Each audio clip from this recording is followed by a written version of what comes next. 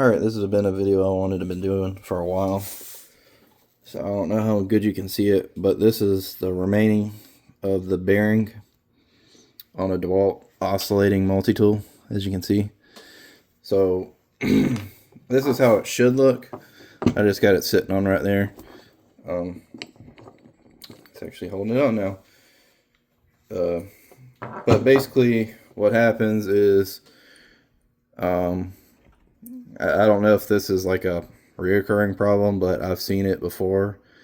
But you're using your multi-tool and I don't know if it's just like using it for prolonged periods of time. The heat just builds up and wears out the grease, but eventually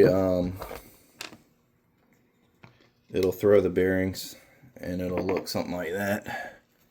You can see the ball bearings, and it's in this little plastic sleeve or whatever you want to call it.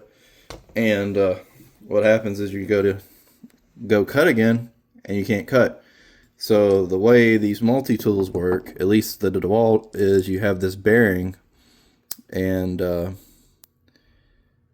basically this bearing spins around, and on your multi-tool, let's see, I'll show you right here.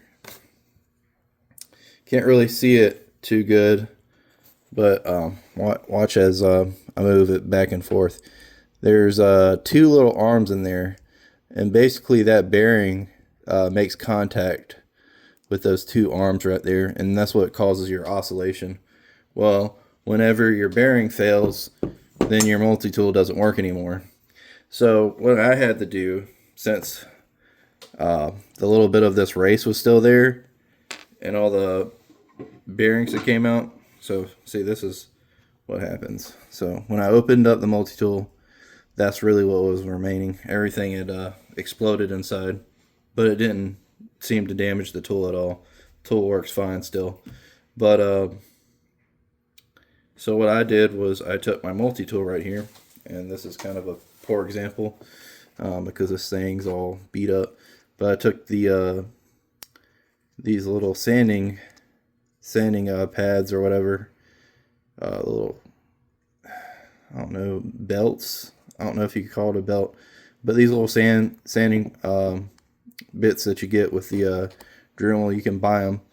And I just went over the top until I flat spotted it, and then I went down at the bottom and I stopped. I did it really slow, working my way so I wouldn't leave like a groove on the actual shaft, because that's what you don't want to do, is leave a groove on the shaft to where you can't reset this bearing.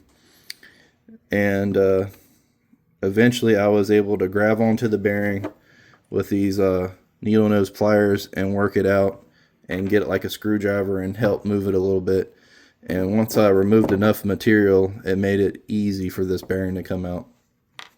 So all I got to do now is reassemble this, and the multi-tool should go back to working perfectly fine.